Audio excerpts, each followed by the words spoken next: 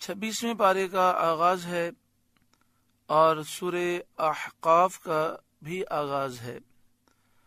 سورہ احقاف مکی صورت ہے، ہجرت سے پہلے اس کا نزول ہوا، مگر بعض مفسرین کے نزدیک اس کی چند آیتیں مدنی ہیں، یعنی چند آیتیں ہجرت کے بعد مدینہ منورہ میں نازل ہوئیں، جیسا کہ آیت قل ارأیتم اور آیت فاصبر کما صبر، اور 3 آیتیں ووصینا الانسان بوالدیہ سے، یہ مدنی ہیں۔ اس صورت میں 4 رکوع، 35 آیتیں، 644 کلمات اور 2595 حروف ہیں۔ اس سورہ مبارکہ کا نام احقاف ہے۔ احقاف اس علاقے کو کہتے ہیں جس علاقے میں قوم عاد آباد تھی، تو چونکہ اس سورہ مبارکہ میں قوم عاد کا ذکر ہے اور ان کے علاقے احقاف کا ذکر ہے، اس مناسبت سے اس سورہ مبارکہ کا نام سورہ احقاف ہے۔ بسم اللہ الرحمن الرحیم، اللہ کے نام سے شروع جو بہت مہربان رحم والا۔ حامیم، حروف مقطعات جن کے معنی اللہ جانتا ہے اور اللہ کی عطا سے اس کے محبوب صلی اللہ علیہ وآلہ وسلم جانتے ہیں۔ تنزیل الکتاب من اللہ العزیز الحکیم، یہ کتاب اتارنا ہے اللہ عزت و حکمت والے کی طرف سے، یعنی یہ قرآن مجید فرقان حمید کا نزول اللہ کی طرف سے ہے جو عزیز حکیم ہے۔ ما خلقنا السماوات والارض وما بینہما الا بالحق، ہم نے نہ بنائے آسمان و زمین اور جو کچھ ان کے درمیان ہے مگر حق کے ساتھ، یعنی آسمان و زمین اور ان کے درمیان کی تمام چیزیں حق کے ساتھ بنائی گئیں کہ وہ اللہ تعالیٰ کی قدرت اور وحدانیت پر رہنمائی کرتی ہیں، دلالت کرتی ہیں۔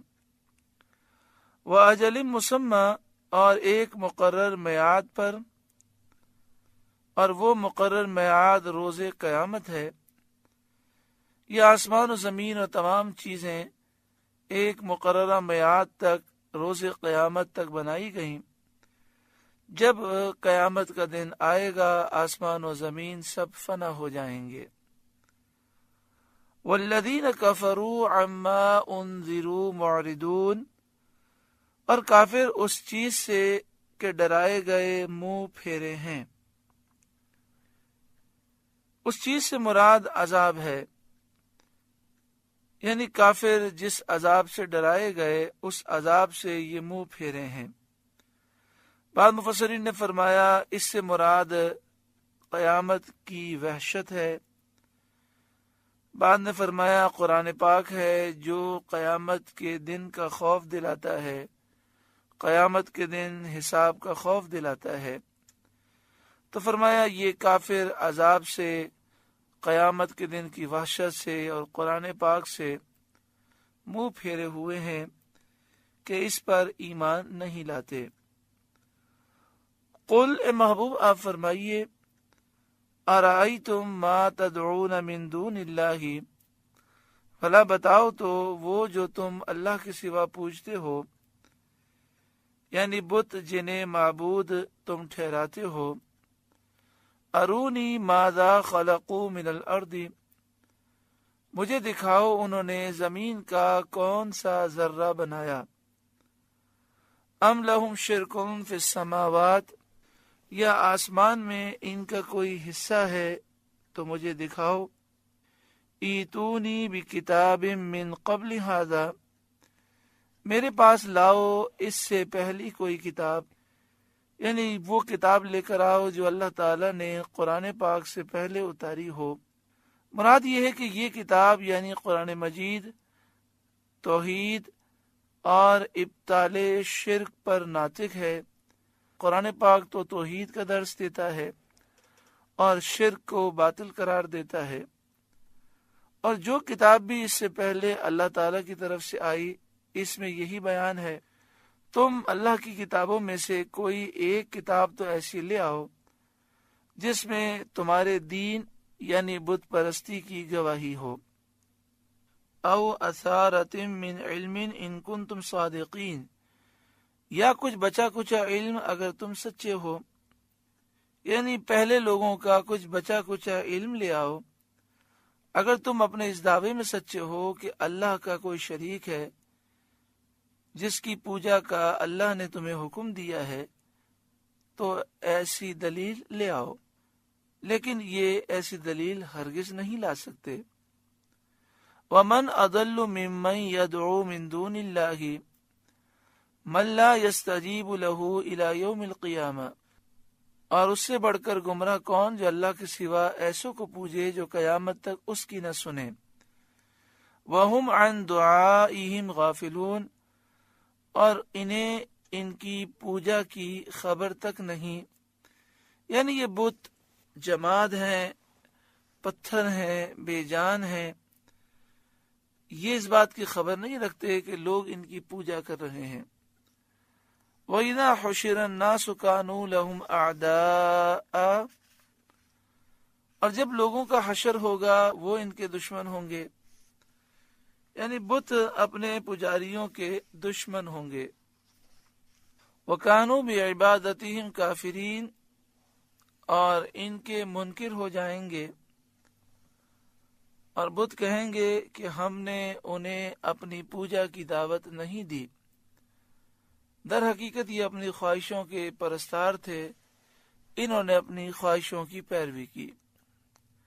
وَإِذَا تُتْلَى عَلَيْهِمْ آيَاتُنَا بَيِّنَاتٍ، اور جب ان پر پڑھی جائیں ہماری روشن آیتیں، یعنی اہل مکہ کے سامنے قرآن پاک کی روشن آیتوں کی تلاوت کی جائے، قال الذین کفروا للحق لما جاءہم، تو کافر اپنے پاس آئے ہوئے حق کو کہتے ہیں ھذا سحر مبین، یہ کھلا جادو ہے، یعنی قرآن پاک کو بغیر غور و فکر کیے اور اچھی طرح سنے ہوئے وہ کہہ دیتے ہیں کہ یہ تو کھلا جادو ہے کہ اس کے جادو ہونے میں شبہ نہیں، اور اس سے بھی بدتر بات وہ کہتے ہیں جس کا آگے ذکر ہے، ام یقولون افتراہ، کیا کہتے ہیں انہوں نے اسے جی سے بنایا، یعنی سید عالم محمد مصطفیٰ صلی اللہ علیہ وسلم نے اسے خود بنا لیا۔ قل، اے محبوب آپ فرمائیے، ان افتریتہ فلا تملکون لی من اللہ شیئا، اگر میں نے اسے جی سے بنا لیا ہوگا تو تم اللہ کے سامنے میرا کچھ اختیار نہیں رکھتے، یعنی اگر بالفرض میں دل سے بناتا اور اس کو اللہ تعالیٰ کا کلام بتاتا تو وہ اللہ تعالیٰ پر افطرا ہوتا، جھوٹ ہوتا، اور اللہ تعالیٰ ایسے افطرا کرنے والے کو، جھوٹ باندھنے والے کو جلد عذاب میں گرفتار کرتا ہے۔ تمہیں تو یہ قدرت نہیں کہ تم اس کے عذاب سے بچا سکو یا اس کے عذاب کو دور کر سکو، تو کس طرح ہو سکتا ہے کہ میں تمہاری وجہ سے اللہ پر افطرا کرتا، جھوٹ باندھتا۔ هو اعلم بما تفیدون فیہ، وہ خوب جانتا ہے جن باتوں میں تم مشغول ہو، اور جو کچھ تم قرآن پاک کے بارے میں کہتے ہو اللہ خوب جانتا ہے۔ کفا بہ شہیدا بینی و بینکم، اور وہ کافی ہے میرے اور تمہارے درمیان گواہ۔ وہو الغفور الرحیم، اور وہی بخشنے والا مہربان ہے۔ یعنی اگر تم کفر سے توبہ کر کے ایمان لاؤ تو اللہ تعالیٰ تمہاری مغفرت فرمائے گا اور تم پر رحمت کرے گا۔ قل ما کنت بدعا من الرسل، اے محبوب آپ فرمائیے میں کوئی انوکھا رسول نہیں ہوں، مجھ سے پہلے بھی رسول آ چکے ہیں، تو تم کیوں نبوت کا، رسالت کا انکار کرتے ہو؟ وما ادری ما یفعل بی ولا بکم، اور میں نہیں جانتا میرے ساتھ کیا کیا جائے گا اور تمہارے ساتھ کیا۔ اس کے معنی میں مفسرین کے چند اقوال ہیں۔ ایک تو یہ کہ قیامت میں جو میرے اور تمہارے ساتھ کیا جائے گا وہ مجھے معلوم نہیں۔ اگر یہ اس کے معنی ہوں تو یہ آیت منسوخ ہے۔ مروی ہے کہ جب یہ آیت نازل ہوئی تو مشرک خوش ہوئے اور کہنے لگے کہ لات و عزیٰ کی قسم، اللہ تعالیٰ کے نزدیک ہمارا اور محمد صلی اللہ تعالی علیہ وآلہ وسلم کا یکساں حال ہے، انہیں ہم پر کچھ بھی فضیلت نہیں۔ اگر یہ قرآن ان کا اپنا بنایا ہوا نہ ہوتا تو ان کا بھیجنے والا انہیں ضرور خبر دیتا کہ ان کے ساتھ وہ کیا کرے گا۔ تو اللہ تعالیٰ نے آیت لِيَغْفِرَ لَكَ اللَّهُ مَا تَقَدَّمَ مِن ذَنبِكَ وَمَا تَأَخَّرَ نازل فرمائی۔ صحابہ نے عرض کیا، یا نبی اللہ صلی اللہ تعالی علیہ وسلم، حضور کو مبارک ہو، آپ کو تو معلوم ہو گیا کہ آپ کے ساتھ کیا کیا جائے گا، کہ اللہ تعالیٰ آپ کو تو جنت میں اعلیٰ سے اعلیٰ مقام عطا فرمائے گا۔ یہ انتظار ہے کہ ہمارے ساتھ اللہ تعالیٰ کیا کرے گا۔ اس پر اللہ تعالیٰ نے یہ آیت نازل فرمائی، لِيُدْخِلَ الْمُؤْمِنِينَ وَالْمُؤْمِنَاتِ جَنَّاتٍ تَجْرِي مِن تَحْتِهَا الْأَنْهَارُ، تاکہ اللہ تعالیٰ مومن مردوں عورتوں کو جنتوں میں داخل کرے جن کے نیچے نہریں رواں دواں ہیں۔ اور یہ آیت نازل ہوئی، بشر المؤمنین، اے محبوب مومنوں کو آپ خوشخبری دیں، بِأَنَّ لَهُم مِّنَ اللَّهِ فَضْلًا كَبِيرًا، کہ اللہ تعالیٰ کی طرف سے ان کے لیے بڑا فضل ہے۔ تو اللہ تعالیٰ نے بیان فرما دیا کہ حضور صلی اللہ تعالی علیہ وآلہ وسلم کے ساتھ کیا کرے گا اور مومنین کے ساتھ کیا کرے گا۔ اس آیت کی تفسیر میں دوسرا قول بھی ہے۔ آیت کی تفسیر میں دوسرا قول یہ ہے کہ آخرت کا حال تو حضور صلی اللہ علیہ وآلہ وسلم کو اپنا بھی معلوم ہے اور ایمان والوں کا بھی معلوم ہے اور جھٹلانے والوں کا بھی معلوم ہے۔ معنی یہ ہے کہ دنیا میں کیا کیا جائے گا یہ معلوم نہیں۔ اگر یہ معنی لیے جائیں تو بھی آیت منسوخ ہے۔ اللہ تعالیٰ نے حضور صلی اللہ علیہ وآلہ وسلم کو یہ بھی بتا دیا، لِيُظْهِرَهُ عَلَى الدِّينِ كُلِّهِ، تاکہ اللہ تعالیٰ اس دین کو تمام دینوں پر غالب کر دے۔ تو یہ بتا دیا کہ دین اسلام کو اللہ غالب فرمائے گا۔ اور مَا كَانَ اللَّهُ لِيُعَذِّبَهُمْ وَأَنْتَ فِيهِمْ، آپ جب تک ان میں جلوہ افروز ہیں اللہ تعالیٰ ان کافروں پر عذاب نہیں کرے گا، یہ بھی اللہ تعالیٰ نے بتا دیا۔ بہرحال اللہ تعالیٰ نے اپنے حبیب صلی اللہ تعالی علیہ وآلہ وسلم کو حضور کے ساتھ اور حضور کی امت کے ساتھ پیش آنے والے امور پر مطلع فرما دیا، خواہ وہ دنیا کے ہوں یا آخرت کے۔ اس آیت کریمہ کی تفسیر میں ایک تیسرا قول ہے، وہ یہ ہے کہ یہاں پر وما ادری ما یفعل بی ولا بکم الفاظ ہیں۔ وما ادری، اور یہ ادری درایت سے ہے۔ درایت کے معنی ہوتے ہیں ادراک بالقیاس، یعنی اپنی عقل سے جاننا، یعنی عقل سے جاننے کے معنی میں اگر لیا جائے تو مضمون اور بھی زیادہ صاف ہے، اور آیت کا اس کے بعد والا جملہ اس کی تائید کرنے والا ہے۔ علامہ نشاپوری نے اس آیت کے تحت میں فرمایا کہ اس میں نفی اپنی ذات سے جاننے کی ہے، من جہت الوحی جاننے کی نفی نہیں۔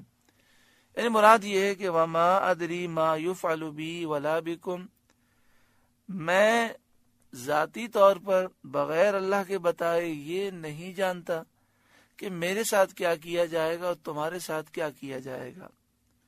ہاں، اللہ تعالی نے مجھے وحی نازل فرمائی مجھ پر، اور مجھے بتا دیا کہ میرے ساتھ کیا ہوگا اور تمہارے ساتھ کیا ہوگا۔ تو نہ جاننے کی جو بات ہے، جاننے کی جو نفی ہے، اس سے مراد ہے کہ میں اپنی عقل سے نہیں جانتا، اپنے حواس سے نہیں جانتا، مجھے یہ اللہ نے علم دیا ہے۔ حضرت علامہ نیشا پوری بہت بڑے مفسر ہیں، پوری دنیا کو ان پر اعتماد ہے۔ وہ فرماتے ہیں کہ آیت کا جو اگلا حصہ ہے وہ اس تفسیر کی تائید کر رہا ہے، ان اتبع الا ما یوحى الی، میں تو اسی کا تابع ہوں جو مجھے وحی ہوتی ہے، یعنی میں جو کچھ جانتا ہوں اللہ تعالیٰ کے بتانے سے اور اللہ کی تعلیم سے جانتا ہوں۔ وما انا الا نذیر مبین، اور میں نہیں مگر صاف ڈر سنانے والا۔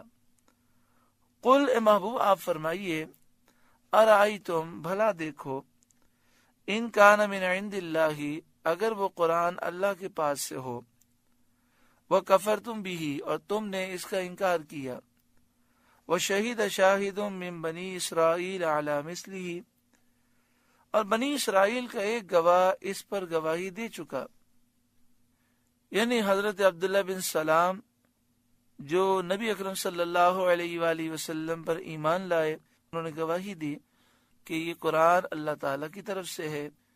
یہ عبداللہ بن سلام یہودیوں کے سب سے بڑے عالم تھے، یہ ایمان لے آیا اور انہوں نے گواہی دی کہ یہ سچے نبی اور رسول ہیں۔ وَشَهِدَ شَاهِدٌ مِّن بَنِي إِسْرَائِيلَ عَلَى مِثْلِهِ، اور بنی اسرائیل کا ایک گواہ اس پر گواہی دے چکا کہ یہ قرآن اللہ تعالیٰ کی طرف سے ہے۔ فآمنا، تو وہ ایمان لایا، واستکبرتم، اور تم نے تکبر کیا اور ایمان سے محروم رہے، تو اس کا نتیجہ کیا ہونا ہے؟ ان اللہ لا یہدی القوم الظالمین، بے شک اللہ ظالموں کو راہ نہیں دیتا، یعنی پھر تمہاری بربادی ہی بربادی ہے۔ سورہ احقاف کا پہلا رکوع مکمل ہوا۔ اللہ تعالیٰ اس رکوع کے نور سے ہمارے قلوب کو روشن اور منور فرمائے۔ اللہ اللہ اللہ